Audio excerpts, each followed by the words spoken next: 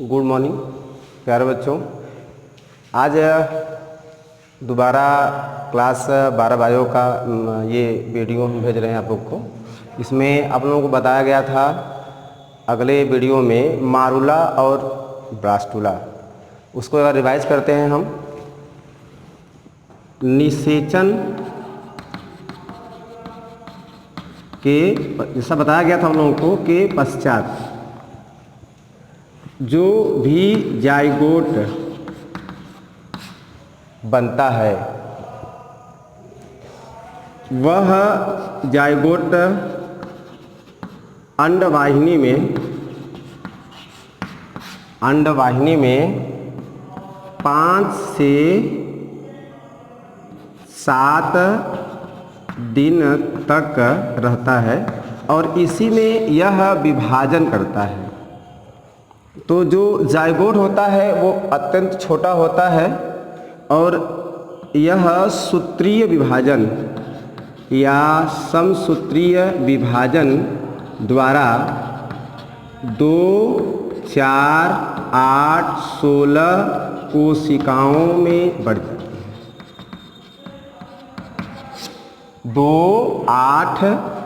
2, 4, 8, 16 कोशिकाओं में बढ़ जाती है।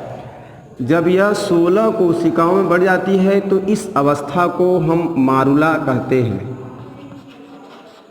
जैसे आप लोग बताया गया था मारुला कहते हैं, इसी अवस्था को हम लोग मारुला कहते हैं। मारुला अवस्था में कोशिकाएं भले ही 16 हो जाती हैं, लेकिन इसका जो व्यास होता है, जो आकार होता है, वो जाइगोट के बराबर ही रहती है। मतलब जाइगोट के आकार में वृद्धि नहीं होती। ठीक है। इसमें जो पहला विभाजन होता है बताया गया था हम लोगों को कि वह 30 घंटे में होती है। जो दूसरा होता है वो 44 घंटे में होती है। जो तीसरा होता है वो लगभग 72 घंटे में होती है और जो चौथा होता है वह लगभग चौथे दिन होती है। बताया गया था हम लोगों को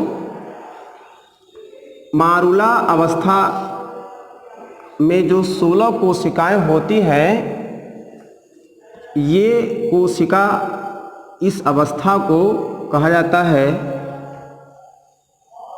ट्रोफोब्लास्ट कहते हैं। तत्पश्चात जो कोशिकाएं होती हैं वह विभाजन के द्वारा विशेष प्रकार की आकृति बनाती हैं, अर्थात रिंग के समान, अंगूठी के समान आकृति बनाती हैं। ठीक है।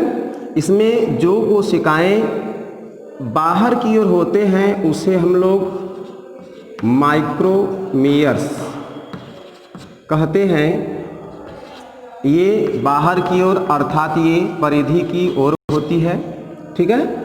जो केंद्रीय कोशिकाएं होती हैं उसे हम लोग मैक्रोमियर्स कहते हैं। ये केंद्रीय भाग का निर्माण करती है। ठीक है बेटा, ये बताया गया था हम लोगों को। इसमें जो कोशिकाएं होती हैं जो माइक्रोमियर्स होती है और जो माइक्रोमियर्स कोशिकाएं होती हैं ये क्रमशः विभाजन करके ये बाहर की ओर और ये अंदर की ओर विभाजन करके एक केंद्रीय पिंडकीय भाग का निर्माण करती हैं। उसी अवस्था को ब्लास्टुला कहते हैं। ध्यान देना, इसमें जो बताया गया था कि जो रिंग की समान रचना होती है, उस रचना में का जो ऊपरी भाग होता है वह अंगूठी के नग की भांति दिखाई देती है। इस अवस्था को ब्लास्टुला अवस्था कहते हैं। जैसा आप लोगों को ये क्या किया गया था, बताया गया था। यह अवस्था, ये पूरी क्रिया जो है वह कहाँ होती है, अंडवाहिनी में होती है। इसी तरह से जो जाइगोट होता है वह क्रमशः वृद्धि करते हुए गर्भाशय की ओर जाता है, अर्थात गर्भाशय में प्रवेश करता है। ठीक है, ये आप लोगों को बताया गया था। अगला हमारा हेडिंग है आप लोगों को प्रत्यारोपण, इम्प्लांटेशन, इम्प्लांटेशन, प्रत्यारोपण। प्रत्यारोपण का मतलब है कि जो जाइगोट होता है, ध्यान देना, ऐसे आप लोग नहीं बताए हम कि जब जाइगोट में विभाजन हो जाता है, जाइगोट कोशिकाओं बढ़ जाती है, तो उसी को हम लोग भ्रूणी अवस्था मतलब भ्रूण कहते हैं। अब हम लोग यहाँ पढ़ रहे हैं प्रत्यारोपण। प्रत्यारोपण का शाब्दिक अर्थ है कि जब एम्ब्रियो अर्थात भ्रूण, जो ये भ्रूण है, जब यह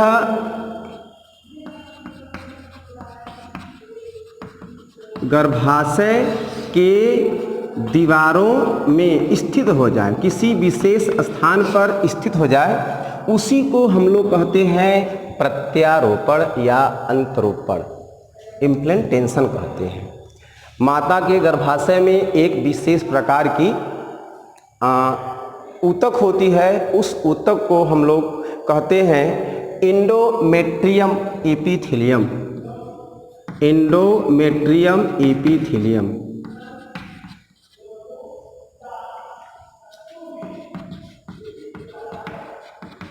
एंडोमेट्रियम एपिथेलियम कहते हैं। ये एंडोमेट्रियम एपिथेलियम जो ऊतक होता है, इसी ऊतक में जब एम्ब्रियो किसी विशेष स्थान पर, एम्ब्रियो को जब ये कोशिका विभाजन करती है, तो उस अवस्था को हम लोग कहते हैं ब्लास्टोसिस्ट अवस्था।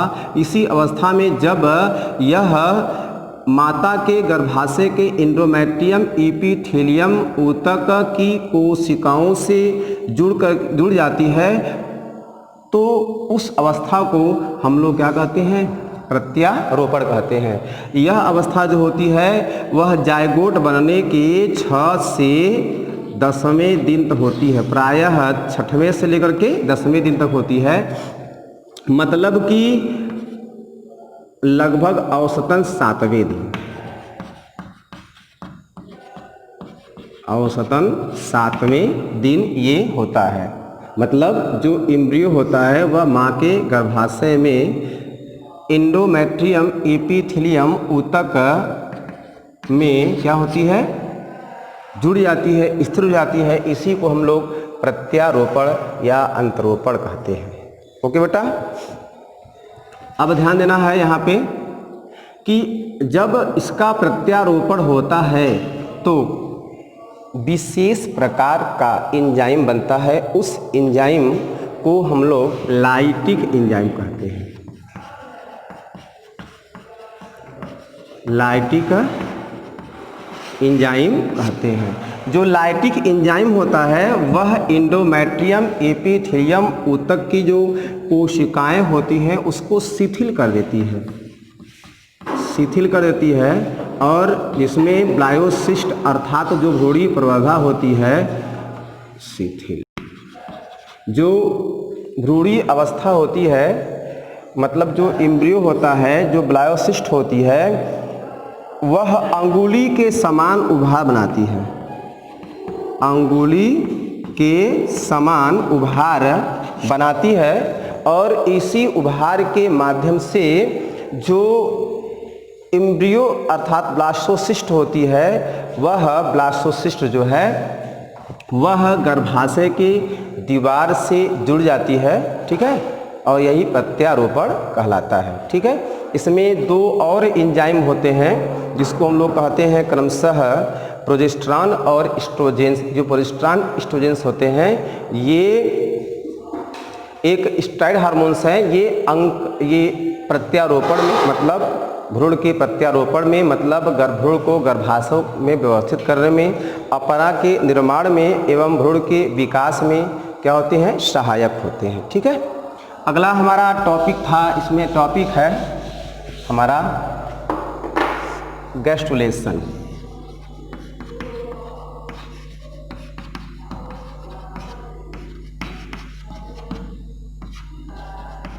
गैस्ट्रुला भवन ऐसी अवस्था, ध्यान देना, जब प्रत्यारोपण के फलस्वरूप प्रत्यारोपण के फलस्वरूप जो एम्ब्रियो होती है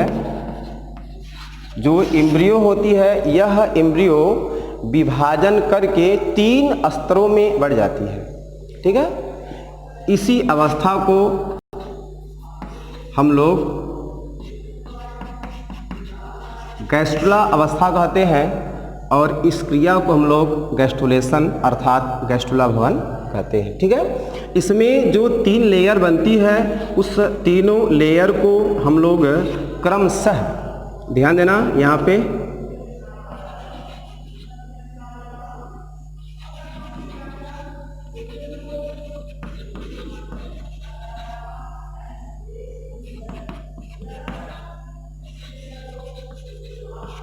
एंडोडर्म, मेजोडर्म और इक्टोडर्म, इसका अंतः स्तर,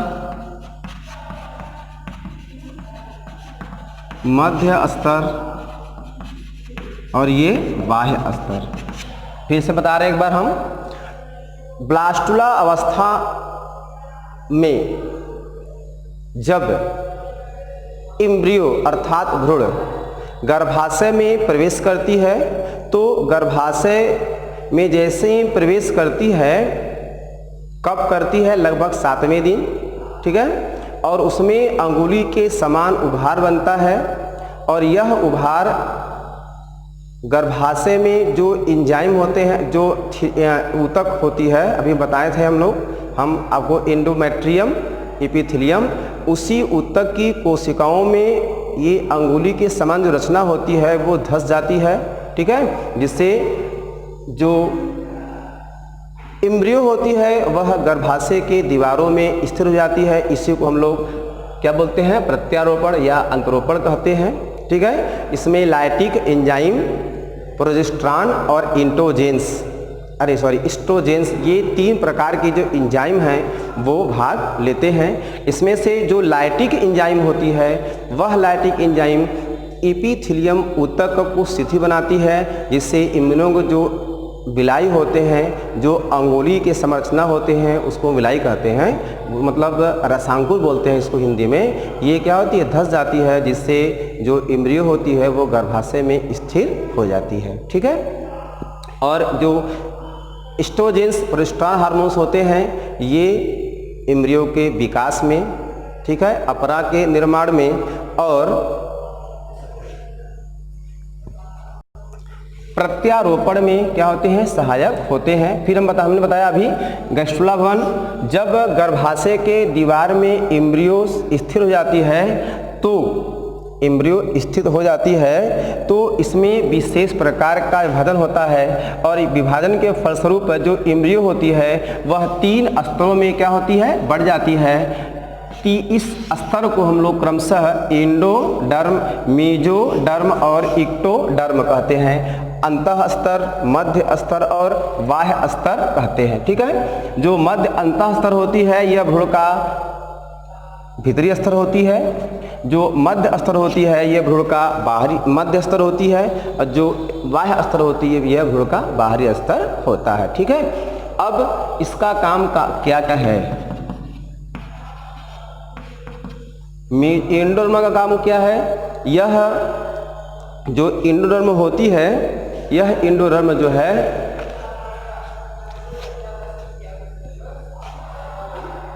शरीर की आंतरिक अंग जैसे आहार नल, यकृत, आंत, मूत्राशय, जनन अंग के आंतरिक अंग का क्या करती है, निर्माण करती है। ठीक है, जो मध्य स्तर होती है यह शरीर के मध्य भाग में क्या क्या आपका आएगा, अस्थि, उपास्थि, ठीक है, रुधिर वाहिनियां मतलब परिसंचरण तंत्र आदि का निर्माण कौन करता है, मेजोडर्म करती है।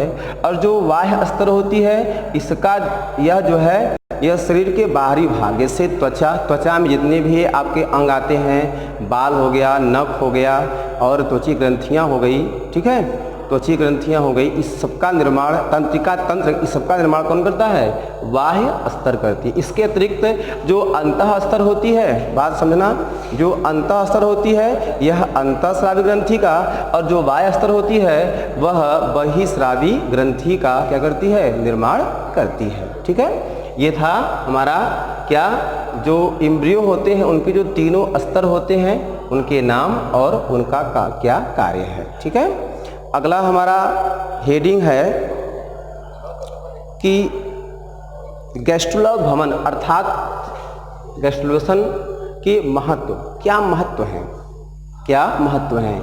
इसी क्रिया में सिग्निफिकेंस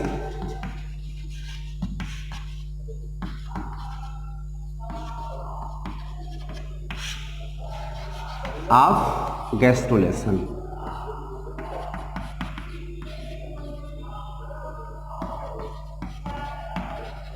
सिग्निफिकेंस ऑफ गैस्ट्रुलेशन मतलब गैस्ट्रुला भवन के, गैस्ट्रुला भवन के महत्व।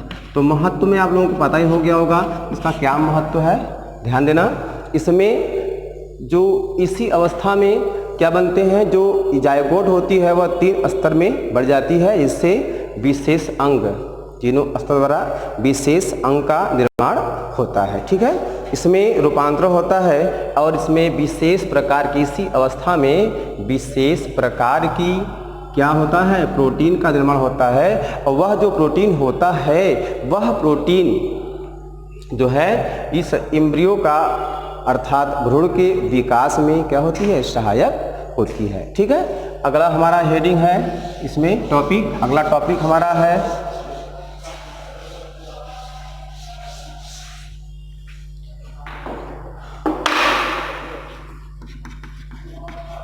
फोर्टल मेम्ब्रेन,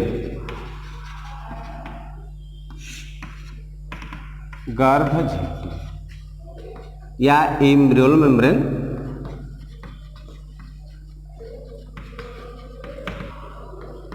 ठीक है, फोर्टल मेम्ब्रेन्स मतलब गर्भ झिल्लियाँ, इसी को हम लोग बोलते हैं।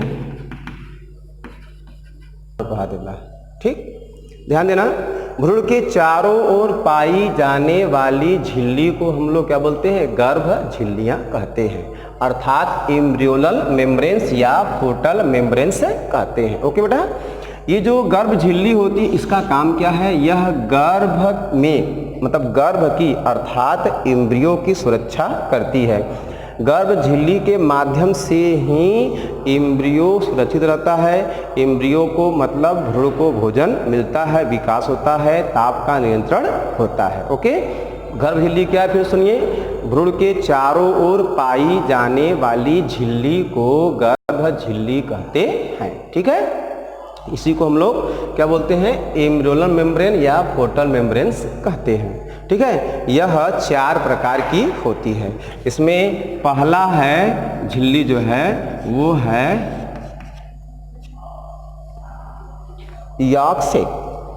ये जो झिल्ली होती है, ये झिल्ली ध्यान दीजिए, जरूरी नहीं है कि सभी जितने भी प्राणी हैं, जितने भी एनिमल्स हैं, सभी के गर्भ में ये झिल्ली हो, ये जरूरी नहीं है। ठीक है, चारों कुछ ऐसे प्राणी होते हैं जिनमें ये चारों झिल्ली होती है, कुछ ऐसे प्राणी होते हैं जिनमें ये चारों झिल्लियां नहीं होती। मतलब कहने का कि गर्भ में ये 4 झिल्लियां पाई जाती हैं। ठीक, जितने प्राणी हैं उन प्राणियों में, जरूर नहीं कि सभी में हो, किसी में कुछ होती हैं, किसी में 3 होती है, किसी में 2, किसी में 1, किसी में चारों झिल्लियां पाई जाती हैं। ओके बेटा, तो पहला हमें हमारी झिल्ली है यॉर्क सेक। ये जो झिल्ली है इसका जो निर्माण है यह भ्रूण के नीचे विकसित होता है, मतलब यह इंडोडर्म और मीजोडर्म के बीच में क्या होती है? पाई जाती है। कौन?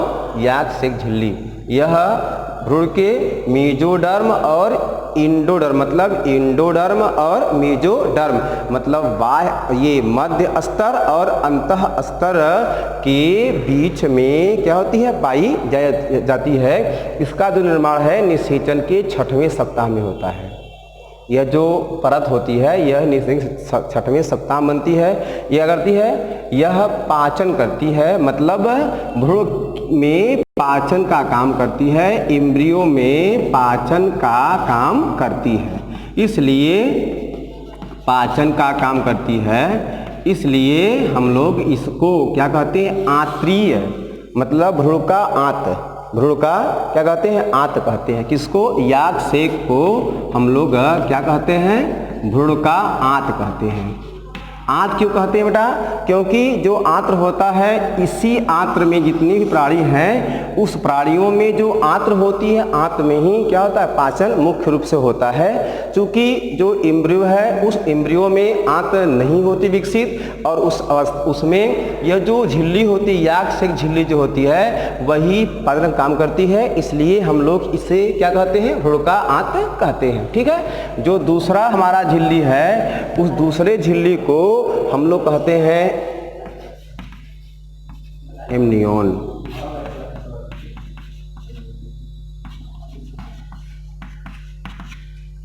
क्या बोलते हैं बेटा, इसको हम लोग एमनियन कहते हैं। यह भी इक्टोडर्म, अभी हम बताए हैं कि ये कहाँ होती है, ये आपका एंडोडर्म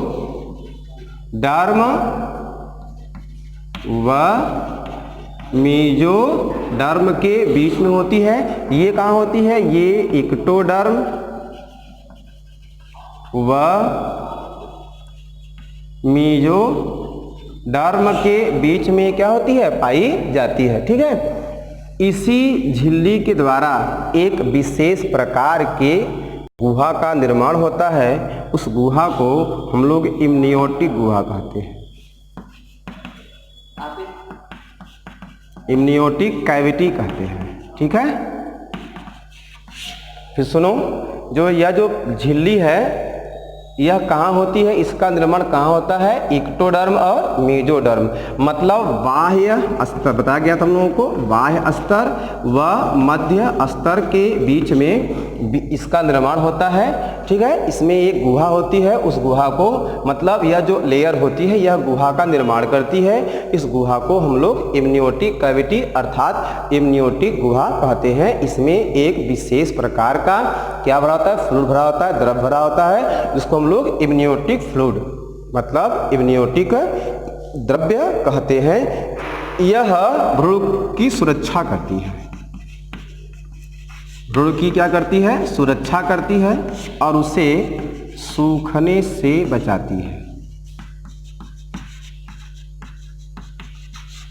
ओके बेटा, क्या करती है, इसे सूखने से बचाने का काम करती है। ठीक है, सी आपका है, आपका तीसरा बताया था ना कि 4 झिल्ली होती है, जो तीसरा चौथा जो झिल्ली होता है वो है कोरियन।